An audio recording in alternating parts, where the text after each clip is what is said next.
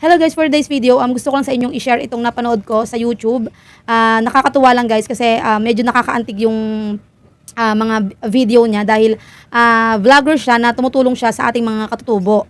Nakakatuwa dahil hindi lahat ng mga vlogger ay tumutulong dun sa mga hindi madaling mapuntahan. Kasi kadalasan mga napapanood ko ng mga sikat na vlogger, yung mga kumikita ng malalaki, is yung mga dito-dito lang sa atin, yung malalapit lang. Pero ito guys, nakakatuwa dahil talagang tuloy-tuloy yung pagtulong nila, tuloy-tuloy yung ginagawa nilang pagbibigay ng tulong or ng blessing dun sa ating mga kababayan na katutubo, na nakakatuwa kasi kahit sabihin mong napakalayo ng lugar, pinupuntahan pa rin nila. Hindi sila talagang tumitigil hanggat hindi naibibigay yung nararapat or yung ano ba dapat para maging maginhawa din kahit papaano yung mga buhay ng ating mga katutubo o yung mga ating kababayan na katutubo. And nakakatuwa guys, ito napanood ko tong video na to na may nakita siya habang sila ay papunta dun sa kanilang mga tinutulungan na. Kasi marami silang mga ginawa ng mga pabahay dun sa ating mga katutubo. Meron na nga silang phase 1, phase 2, phase 3, phase 4 na mga pabahay. Ito guys, si Kuya Pugong Biyahero, nakakatuwa kasi nakita ko yung mga video niya talagang makikita mo talaga sa kanya yung pagtulong niya, yung eagerness niya na maibigay yung nararapat na tulong dun sa ating mga naghihirap na mga katutubo na mga kababayan natin. And ito nga nung dumadaan sila, papunta sila dun sa kanilang tutulungan, may napansin silang isang bahay na tagpi-tagpi na napakaliit lang na kubo-kubo lang na bahay. Tapos pinuntahan nila yon, chinek nila kung may mga tao doon at nagulat sila na may mga nakatira pala doon sa bahay na yon.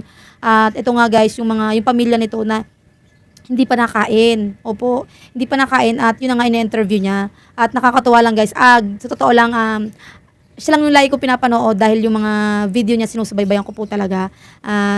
Talagang natutuwa ako dahil alam mo yon, bawat video niya lagi kami aabangan mga improvement dahil hindi lang isang beses siya tumutulong kundi hanggang sa matapos niya yung talagang pakay nila at hanggang sa maisagawa nila yung mga kailangan talagang gawin para dun sa ating mga katutubo na nakatira dun sa mga bundok, sa mga malalayong lugar. At ito nga guys yung video na sinasabi ko sa inyo. Panoorin natin guys.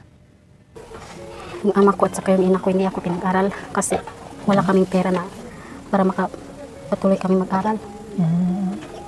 Tapos, ilang taon ka nag-asawa? 19 po, sir. Okay. Ano yung pangarap mo dapat?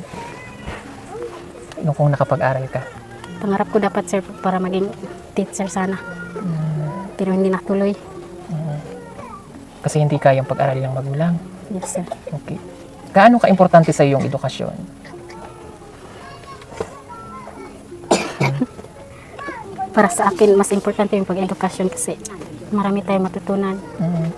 At saka para din sa mga pamilya namin. Totoo. Kita nyo? Katutubo grade 5. Nakapag-aral, marunong magtagalog. Okay. Iyon yung isang bagay na dapat talaga natututunan. Kaya, maswerte at napag-aaral mo ang mga bata. Kuya, ikaw, nakapag-aral ka? Wala. Okay. So, hindi na siya kayo ba arranged marriage o boya? Arranged marriage. Okay. Pinagkasundo, ganun. Okay. At least nasa tamang edad, nagkasawa at 19. Pero tinan nyo, dahil nakapag-aral ito, yung pagtatagalog niya, kahapon nga, di ba? Meron tayong na-interview, grade 2 lang. Pero ang tatas magtagalog, ganun ka-importante yung edukasyon. Ikaw, marunong ka magtagalog. So, ano sila magtagalog? No?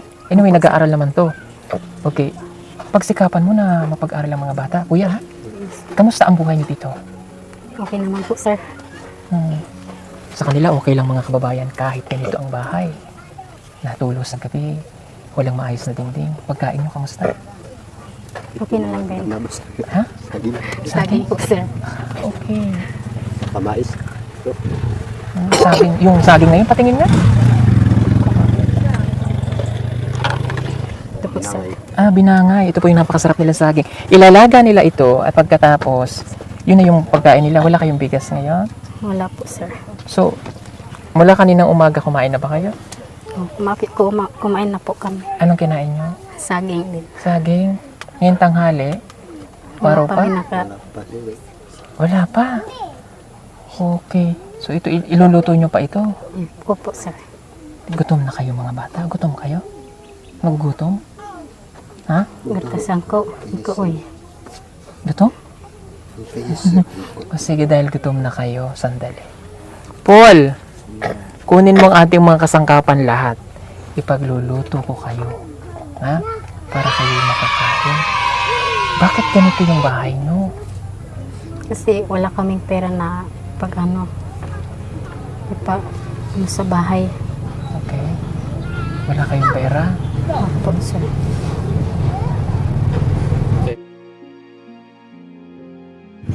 Paano pag umuulan? Basa kayo? Po. Kasi lalo pag malakas ang ulan, ano? Possible na, ayan o, tingnan nyo, may mga...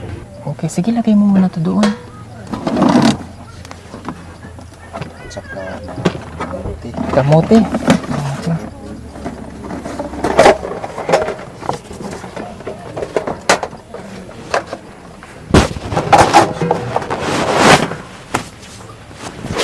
Yan. O, bigyan ko kayo nito, ha?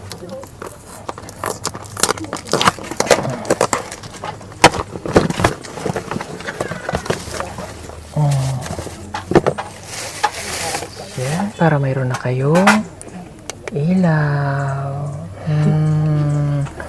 Ilaw na kayo mamayang gabi, di ba? Oh, ito solar ha. Bibilad mo lang to sa araw. Ganun lang sa araw. Tapos may handle siya ganyan. Pwede nyo na siyang isabit. Diyan. Kaya kung sa kayo pupunta mamayang gabi, lagay nyo lang yan dyan. Maliwanag na kayo. Salamat po, sir. Ito. Paul, pakibilad. Yan. O, ibilad mo muna. Pakita mo dahil. Ayan. Tapos, ngayon, ipaglulo. Teka. Yung spam nandun sa isang kahon. Hanapin mo. Yung kanina nilagay ko. Nandun yan. Ipagluluto ko kayo, mabilis lang ito. Sige. May tubig kayo dyan? Meron po, sir. Nasaan yung ano? Ayan. Pagluto. Ito galing to sa package. Galing.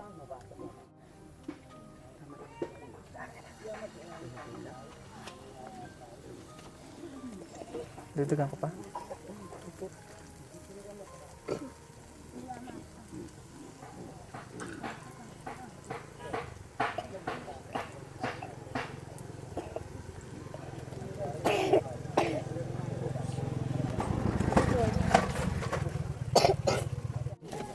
Ayan na. Malapit ng maluto. Pak! Oh, di ba? Sarap yan. Oh, lagay mo dito. Ayan, lagay mo dyan ate. Sige. Ang kulit.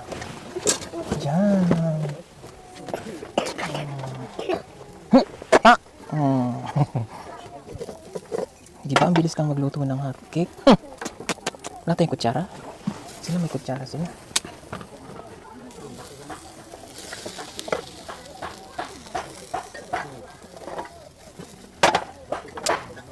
Sarap to. Yummy. May kutsara ka dyan.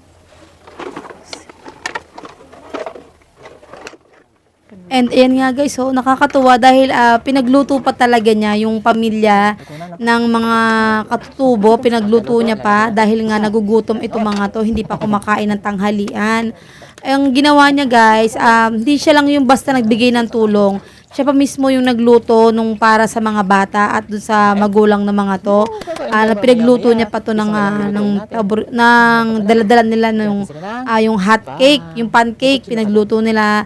Tapos talagang sinasabayan niya pa yung pagkain ng mga ito para kumbaga hindi sila mahiya or maging kampante yung loob nila dun sa mga tumutulong sa kanila. Kasi yung iba kasi mga katutubo guys, hindi katulad sa ating mga Tagalog na kapag nauunawaan natin lahat ng mga sinasabi nila. Kasi nga yung katutubo guys, lalo kapag hindi nakapag-aral, hindi nila naiintindihan or mahirap silang umunawa dun sa Tagalog.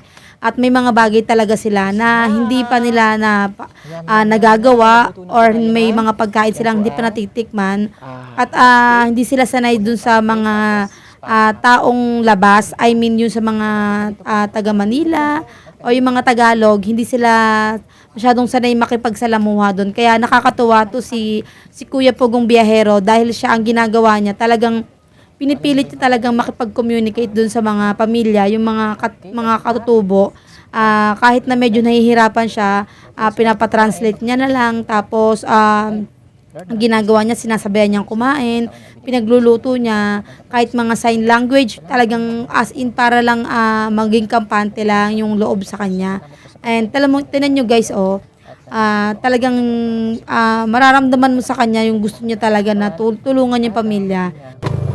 Sandata nila sa araw-araw. Panginoon, bigyan mo po sila ng lakas, gabay, at mga biyaya. At huwag niyo po siyang bababayaan ang kanyang pamilya sa anumang karamdaman at mga sakuna. Ang lahat ng ito po ay aming dalangin. In Jesus' name we pray. Amen. Sige, kain na kayo. Kain na. Sige na. Kain na ikaw. Halika. Kain na kayo. Ito gusto mo? Ito mainit pa eh. Sige ate. Kain na. Sarap yan Luto ko yan Sausaw nyo dyan. Tapos ganyan. Sarap. Tapos mag-ulam kayo nito. Ng ham. Kain ka nito ham. Yan. Sarap yan. Sarap. Sige, kuha ka. Kuha. Sarap ganito Ganyan. Yan Tapos sa asukal. Tapos ganyan yummy. Ang sarap. Ang sarap. Sarap. Sarap. Lami. Kain lang kayo Ang sarap po pala nung hot cake na yun. Ibigay sa atin, galing sa sponsor natin. Marami pong salamat. Gusto mo tikman, Day? Gusto mo? Gusto mo? Gusto mo? Gusto daw niya, Day. Tingnan natin kay Day. Tingnan mo, Day. Day, gusto mo tikman, Day? Day, lami Day. Day, Sarap na, Day. Lambot. Ang lambot niya. Sarap din Sarap ba? Sarap. Pasensya na kayo, nakahati pa kami Ito Day, gusto mo ito Day? Pork yan Day. Perfect. Parang may tubig kayo? Ano kayong tubig ha? Tapos nilagyan natin siya ng dates para maging para maging balance doon sa kinakain. Lami. Perfect. Hanan, unahin ko na muna yung 500. Okay? Sa susunod na lang yung natitira. Hindi ba? Ngayon na ba ito? Akala ko hulugan. Char. Okay. 1, 2, 3, 4, 5, 6,000 pesos. Marami pong salamat ulit kay Gomez Leopolda. Nagpadala ng 6,500. Yay! Ano ang gagawin ni ate sa 6,500? Ibibili po namin ng sin para makabahay-pabahay kami. Ibibili daw ng sin para makabahay siya. Okay, titingnan natin ha. Okay, alam niyo na. Okay, 6,500 ibibili ng sin para dito. Opo. Oo.